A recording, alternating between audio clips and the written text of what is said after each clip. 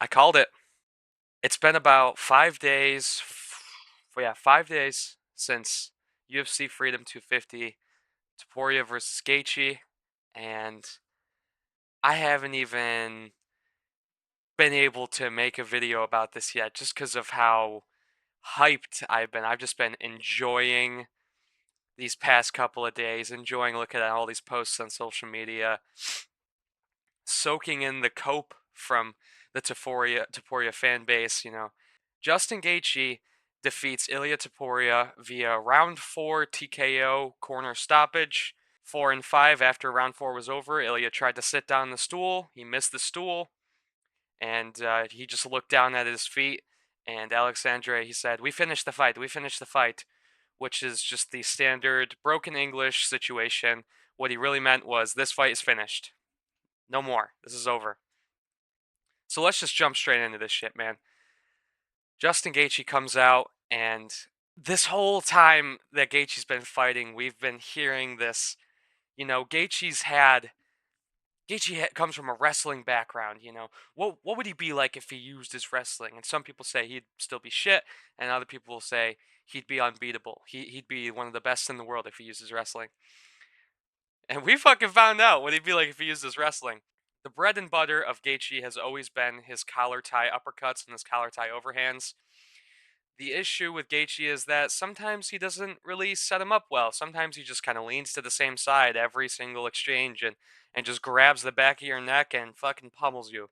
Gaethje, he'd pop the jab, and then after he'd throw his jab, sometimes he'd switch it up and go for that lead, like, single leg trip, and kind of gave Topuria no choice but to address it, because if Topuria doesn't address it, then he gets taken down. Even if nothing happens from there, you still get taken down. As Topuria defends that and brings his hips back, Gaethje grabs that collar tie and comes in with the uppercut. And within the first couple of minutes of the first round, just slices open the bottom of Topuria's eye, and he just makes him start bleeding. And then that jab just does all the work from there. Just jabbing Topuria's face, making that cut just get bigger and bigger, and making him bleed, making him swell up. Unbelievable. And the first round was crazy. I mean, they were out there to kill each other. The first round was probably some of the craziest fighting I've ever seen. Just 5 minutes of pure fucking chaos. In the second round, it's kind of the same deal. They're both still, they're still emotional. They're still ready to hurt each other. And it was slower, but it was still high paced. And halfway through the second, Topuria starts backing up Gaethje against the fence, and he just crumples him with a body shot, just hits him straight in the liver. And you can see Gaethje like bend over and kind of go like this and wince and fall over. And I thought Gaethje was finished. I really thought Gaethje was finished. And honestly, when he went down, I was like, he did so well up until this point, and he, even by the second round, Topuria's face was mangled, and I was just like, he's made Ilia look like this, and he's done all this to Ilia so far. I'd be fine if it's over, but Ilia fumbles the finish, chases Gaethje to the ground, and starts chasing submissions, tires himself out. And then you go into round 3, and Gaethje's fresh. He's recovered. He's ready. Topuria's tired. He's battered. He's never been like this before. And at the 3 minute mark of round 3, Gaethje bombs Ilia with an overhand and breaks his orbital and just almost drops him, stumbles him really bad. I mean, like, Topuria had a really bad shot takedown after he got wobbled, and Gaethje just put him in the front headlock position, starts punching the body, punching the head from there. Just the Gaethje classic. And Topuria just really wasn't the same after that. I mean, after that point, he was there to be hit. He was there to be hit, and he was there to be hit hard, man. He got mangled. His face got turned into fucking mincemeat. At the end of round 3, doctor tries to call it off. Ilia talks the doctor out of it. Goes into round 4. Ilia gets the shit kicked out of him in round 4, and then he sits down, misses the stool, and his brother calls the fight. Ilia did not quit. I'll give him that. It was his brother that called it, and respect to Alexandre for calling that fight, because round 5, that would have been like the point of no recovery for Ilia. I mean, we still have a chance at seeing Ilia recover and come back and be better than before, but if that fight went in the round 5, there's no doubt in my mind that Ilia would go on a Tony Ferguson level downfall. And we got the picture. Gaethje backflipping off of the side of the octagon, White House in the background. It really was the most American shit you've ever seen in your life. A 6-1 underdog going up against an undefeated guy, 17-0, with a generational amount of aura, finishing everyone brutally. It really seemed like the odds were against Gaethje. But when he walked out, started looking at the Declaration of Independence, goes through the Oval Office, fights on the White House lawn, Topuria never stood a chance, man. That was the greatest performance I've ever seen in my entire life, and honestly, one of the best fights I've ever seen in my entire life. Maybe there's a little bit of bias there because I'm a huge Justin Gaethje fan, but I don't care. That shit was awesome. It was legendary. Give me a fucking break. I don't even want to talk about this shit, bro. I mean, 12-6 elbows to the back of the head. Somebody needs to fucking kill Cyril Gahn. If you're watching this, no, I can't. Seriously, this shit is bullshit. It's really bullshit. I understand, like, Cyril Gahn this is the issue, man. He's so good. Cyril Gahn is so good. And I would like him. I would like watching him fight because he's that good if he just didn't fucking cheat, you know? He catches Alex and he earned that knockdown. And then you could have finished him just standard, like no cheating, but decides no, man. I want to do 12-6 elbows right on the brainstem of Alex Pereira as he's trying to recover. Like what? So it's the standard back of the head bonanza, you know, typical from Cyril Gahn, interim champion. It could have been better if he just didn't fucking cheat, but it's in his blood, man. He needs to cheat. Tom Aspinall needs to fucking kill Cyril Gahn. He needs to knock him out flat, and you know, Jorge Masvidal special. Oh, it was super necessary. Yeah, it was super necessary. He needs to just fucking pummel his head into the ground while he's out. Just don't even let the ref pull you off, bro. Just fucking irreversible damage. That's what I'm calling for. Sean O'Malley versus Amin Zahabi. This is one of those fights that got on the money. Amin Zahabi. I don't think he was up on strikes. Yeah, he wasn't up on strikes, but he was busier. And he was moving in a lot, making those advancements, and he was leg kick heavy, which you can't just throw leg kicks and nothing else. And O'Malley just had those bigger moments where he made Zahabi back up with those power shots, and then eventually found the KO blow in the second and slept him. Not an early stoppage. No, man. O'Malley earned that shit. That was really great. It was a really great finish from O'Malley. Kind of exactly how I called it. Although O'Malley was a lot busier than I anticipated him being. He was kind of leading the dance in the first and the second. And even when Zahabi was starting to back up O'Malley with the leg kicks and making him think about it, he was still eager to force the exchanges and force the issue. And it was great. It was a great performance from O'Malley. He called for a title shot against Petr Yan. Fuck it, give it to him. Yeah, I'm down with that. I'm absolutely down with that.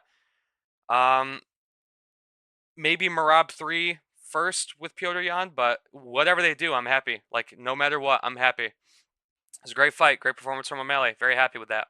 Josh Hokett versus Derek Lewis. I feel like this one and the Rufy Chandler one, I really don't need to talk about that much. Exactly how I called it. 8 total strikes to 105. It tells you everything you need to know. Derek Lewis needs to retire. Josh Hokett speed mogged Derek Lewis.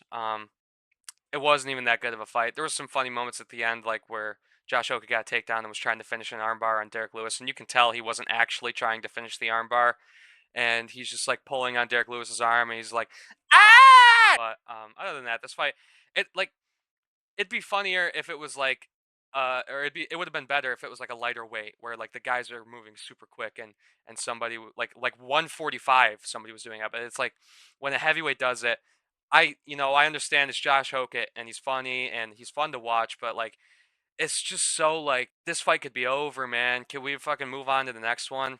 It's heavyweight slop at the end of the day. Josh Hokett is a breath of fresh air in a dead division full of cheaters and one good fighter.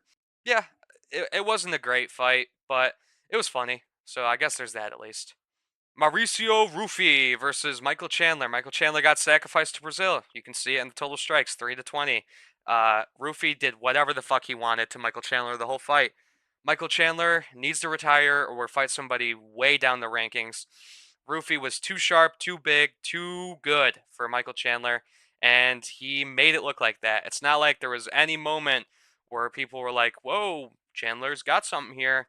It was just Rufy doing whatever the fuck he wanted to Michael Chandler every step of the way. It makes me sad because I mean I like Michael Chandler. Um, Even if he's not that great, I still like him. You know, he's fun to watch. He really is fun to watch. But this one was just sad. You know, and Rufy's just so good. His striking is so sharp. Michael Chandler sacrificed to Brazil. Mauricio Rufy gets it done and gets it done easily. On to the next fight. One I was dead wrong about. Bo Nickel, he made some improvements that I needed to see, and I was very happy with this performance from Bo Nickel. That was good. I'll give it to him. That was fucking really good. And it kind of makes me think that he's actually taking it serious ever since he lost to Rainier de Ritter. This one was a great performance from Bo. We saw him with some offensive wrestling. His overhand is so you can't throw that against ranked guys, but everything else was so good, man. Bo Nickel, that was great. That was a fucking great performance from Bo Nickel, and I'll give it to him. That was what I needed to see. I'll eat my words on that one. I was dead wrong about this, and I'm happy to say it because Bo Nickel looked great in that fight. That was fucking good. That was a really good fight. Diego Lopez versus Steve Garcia. Another one that I just got on the fucking money. Steve Garcia was on his way to winning a decision. The first round, he just fought behind his jab. He fought behind the lead kicks. He was so rangy and smart going up against Lopez, and he was way up on the numbers, man. Like he was doing whatever he wanted to Diego, and there was nothing that Diego could do about it because he can't cut people off, and he doesn't have anything except for the hooks and the uppercuts. And then in the second, Steve Garcia, he got two. He let caution go, just like Diego or just like Gene Silva, and he got punished the exact same way. Minus it wasn't the spinning elbow, but he got put out. He decided that I'm doing good. You know, I can. This guy, he got nothing on me, and Diego just caught him as he was coming in and put him right out. You can't do that against Diego Lopez. You really cannot get into a firefight with him. You cannot exchange in the pocket. You cannot be in the phone booth with Diego Lopez. He's just too good in there. His chin is uncrackable, and his hooks are really great. And he's got a lot of power, and he will put you out every time you fucking jump into a phone booth exchange with him. Steve Garcia could have done it, man, but he didn't because he let caution go and he let it get to him and he tried to chase that finish because he thought he was doing way better than he was about to, and yeah, Diego put him out just as exactly as I said. Um, Overall, great fight. 7 fights, 7 finishes. Justin Gaethje is the new lightweight champion, and new, just as I called it. Round 4, not round 2. Wasn't technically a knockout, but technically it was a knockout. I'm really happy right now. I couldn't be happier with this outcome, man. Justin Gaethje, undisputed lightweight champion. Let's do Justin Gaethje versus Oliveira too, or honestly, Gaethje versus Arman. And honestly, I might pick Gaethje to beat Arman. Have a good one.